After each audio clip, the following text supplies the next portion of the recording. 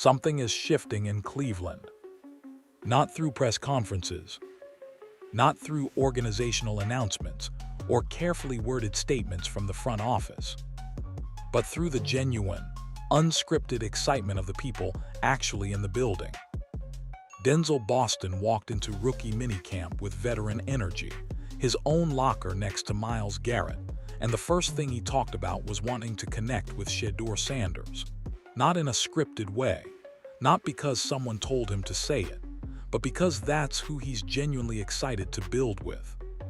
Kurt Warner, a Hall of Fame quarterback who knows what elite looks like, watched Shedeur's throws and didn't hedge.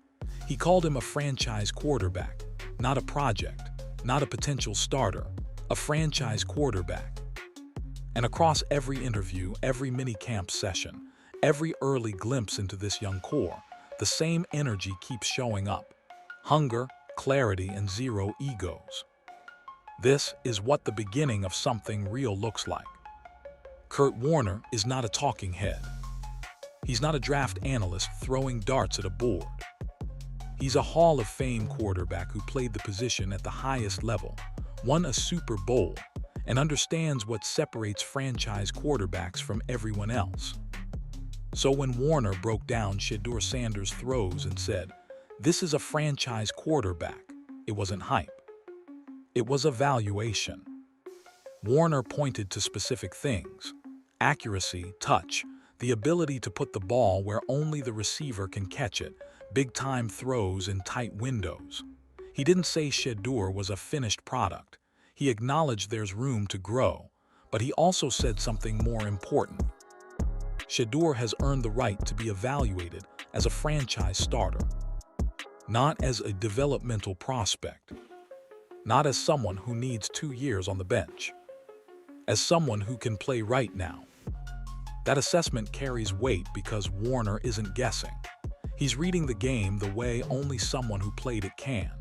And when a Hall of Famer tells you a rookie has franchise quarterback traits, you don't dismiss it because a beat reporter spent months questioning his intelligence. You listen. Denzel Boston walked into the Browns facility for the first time and saw his name on a locker next to Myles Garrett. He called it surreal. But what happened next is what matters. Boston didn't walk in acting like he'd already arrived. He came in humble, coachable, and ready to work, but with the kind of quiet confidence that winning teams are built on. He said he threw 15,000 catches on the Jugs machine this offseason. 15,000. That's not an exaggeration. That's not rounding up. That's a specific number, which means he counted, which means it wasn't casual summer work. It was intentional, obsessive preparation. And here's the detail most people will miss. Boston talked about his blocking. Not just his roots, not just his hands, his blocking. Coaches notice that immediately. Most fans don't. But when a rookie receiver shows up talking about wanting to be great at the things that don't show up in the stat sheet, that tells you everything about his mindset. This is not a diva. This is not someone who thinks he's already made it. This is someone who understands that elite receivers dominate in every phase of the game, and he's building his foundation accordingly. Boston didn't just show up and start catching passes. He studied. He named the receivers he watches film on: Mike Evans, T. Higgins, Nico Collins, Randy Moss, Calvin Johnson. Notice the pattern. All big, physical receivers who play with their eyes, use their size intelligently, and dominate without relying purely on speed. The Nico Collins comparison is especially telling. Collins was dismissed early in his career. People said he was stiff. People said he didn't separate. But he worked on the small details, crispness in his roots, ball skills, body control, and became one of the most productive receivers in football. Boston sees that blueprint and wants to follow it. That's self-awareness. That's maturity. And it suggests his developmental ceiling is a lot higher than people realize. When a rookie receiver can tell you why he studies certain players and what he's trying to learn from them, that's not someone hopping to figure it out. That's someone with a plan. From day one, Denzel Boston and Jordan Kemp have been attached at the hip. Jugs machined together, walkthroughs together, film sessions together. Two completely different receiver profiles. Boston is the big-bodied deep threat. Kemp is the quick-twitch separator, but they fit together like puzzle pieces. And there's a competitive dynamic already forming. One makes a big play, the other immediately wants to match it. That's not jealousy. That's iron sharpening iron. And here's why it matters. Chemistry between receivers creates opportunities for the quarterback. When two guys are in sync, they start reading coverages the same way.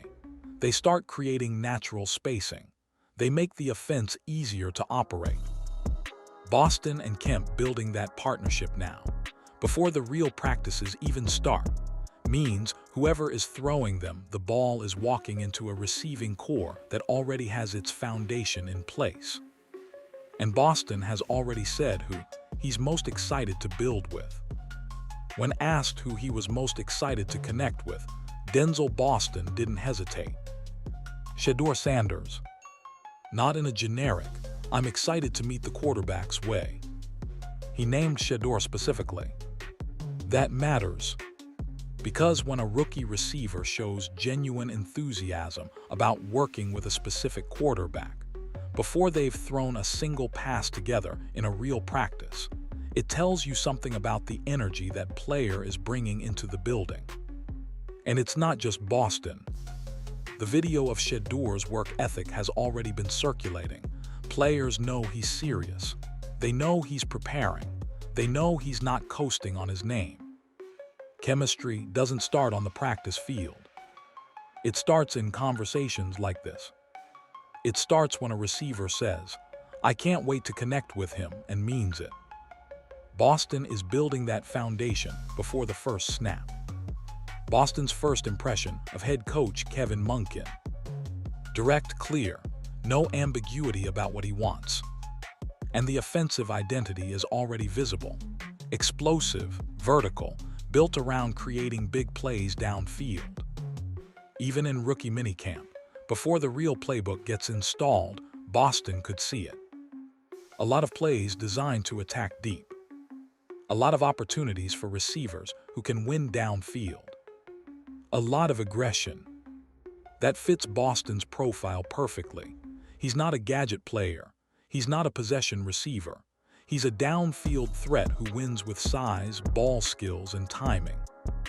And Monken's offense is designed to maximize exactly that. When a rookie receiver walks out of minicamp talking about how many explosive plays he's already seeing, that's not coach speak.